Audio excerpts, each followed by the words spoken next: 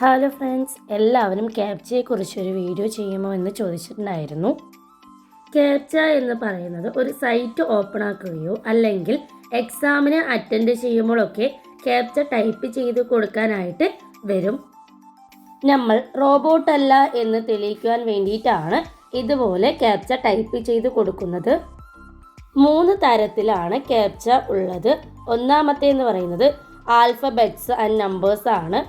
രണ്ടാമത്തെ എന്ന് പറയുന്നത് പിക്ചർ റെക്കഗ്നേഷൻ ആണ്. മൂന്നാമത്തെ എന്ന് പറയുന്നത് ചെക്ക് ബോക്സ് ടിക്ക് ചെയ്യാനുള്ളതാണ്.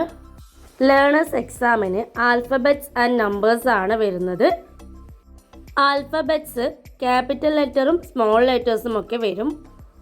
അത് കറക്റ്റായി നോക്കിയതിന് ശേഷം മാത്രം ആയിരിക്കണം ക്യാപ്ച ടൈപ്പ് ചെയ്ത് കൊടുക്കാനായിട്ട്. ലേണേഴ്സ് ടെസ്റ്റിന് ഓരോ 3 ക്വസ്റ്റ്യൻ കഴിയുമ്പോഴും ഈ ക്യാപ്ച വരുന്നതാണ്. അത് കറക്റ്റായിട്ട് നിരീക്ഷിക്കണം. സ്മോൾ ലെറ്റേഴ്സ് ആണോ, ക്യാപിറ്റൽ ലെറ്റേഴ്സ് ആണോ, അതോ നമ്പേഴ്സ് ആണോ എന്ന് കറക്റ്റായി നോക്കിയതിന് ശേഷം മാത്രമായിരിക്കണം ടൈപ്പ് ചെയ്ത് കൊടുക്കാനായിട്ട്. വളരെ കുറച്ച് ടൈം മാത്രമായിരിക്കും ഉണ്ടായിരിക്കുന്നത്. നിങ്ങൾ കൂടുതലും ചെയ്യേണ്ടത് ക്യാപ്ച എങ്ങനെയൊക്കെയാണ് വരുന്നത് എന്ന്, ഏത് ടൈപ്പൊക്കെയാണ് വരുന്നത് എന്ന് സെർച്ച് ചെയ്തൊന്ന് നോക്കി മനസ്സിലാക്കി വെക്കുന്നത് കൂടുതൽ എളുപ്പമായിരിക്കും. ഇനി കീബോർഡിൽ ശ്രദ്ധിക്കേണ്ട കാര്യങ്ങൾ പറഞ്ഞു തരാം.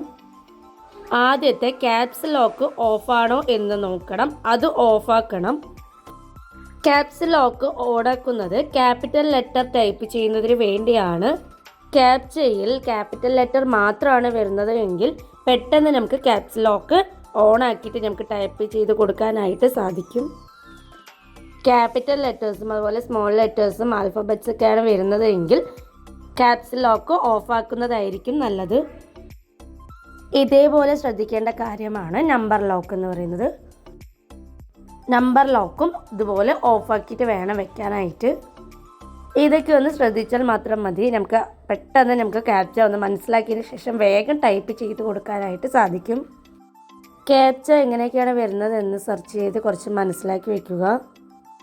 വീഡിയോസ് ഉപകാരപ്പെടുന്നുണ്ടെങ്കിൽ ലൈക്ക് ചെയ്യാനും ഷെയർ ചെയ്യാനും സബ്സ്ക്രൈബ് ചെയ്യാനും മറക്കരുതേ.